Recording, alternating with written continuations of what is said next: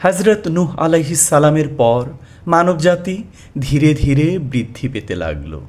সময় গড়ানোর সঙ্গে সঙ্গে মানুষ আল্লাহর তৌহিদের পথ থেকে সরে গেল। তারা আবার মূর্তি পূজায় লিপ্ত হল। তাদের মধ্যে এক শক্তিশালী জাতি ছিল, আদ জাতি। তারা বাস করত আহকাব অঞ্চলে, যা বর্তমান ইয়েমেনের কাছাকাছি। আদ জাতি ছিল দেহে বলবান, স্থাপত্যে দক্ষ ও সম্পদে ধনী। আল্লাহ তাদের অনেক নিয়ামত দিয়েছিলেন, উর্বর ভূমি, বৃষ্টি, গবাদি পশু আর শক্তি। কিন্তু তাদের মন কৃতজ্ঞতার বদলে অহংকারে ভরে গেল। তারা পাহাড় কেটে প্রাসাদ বানাতো, বলতো, আমাদের চেয়ে শক্তিশালী পৃথিবীতে কেউ নেই।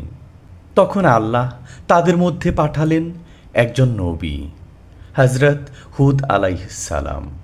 কুরআনে আল্লাহ তাআলা বলেন, আর আদ জাতির কাছে আমি পাঠিয়েছিলাম তাদের ভাই হুদকে।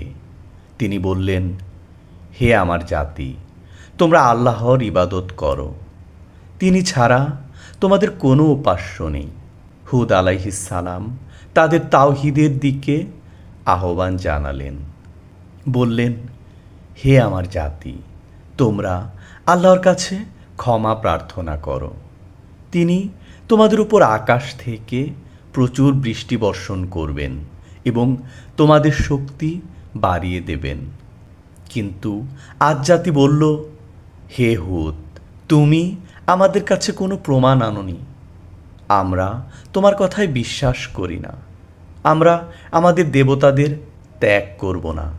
হুদ আলাইহিস সালাম দৃঢ়ভাবে বললেন, আমি আল্লাহকে সাক্ষী করছি, আর তোমরাও সাক্ষী থাকো যে আমি তোমাদের সেই সব মিথ্যা দেবতাদের অস্বীকার করছি। তোমরা সবাই মিলে আমার বিরুদ্ধে যা করতে পারো করে দেখাও, আমি আল্লাহর উপরই ভরসা করি। হযরত হুদ আলাইহিস সালামের দাওয়াত চলতে লাগল, দিন রাত, প্রকাশ্যে ও গোপনে।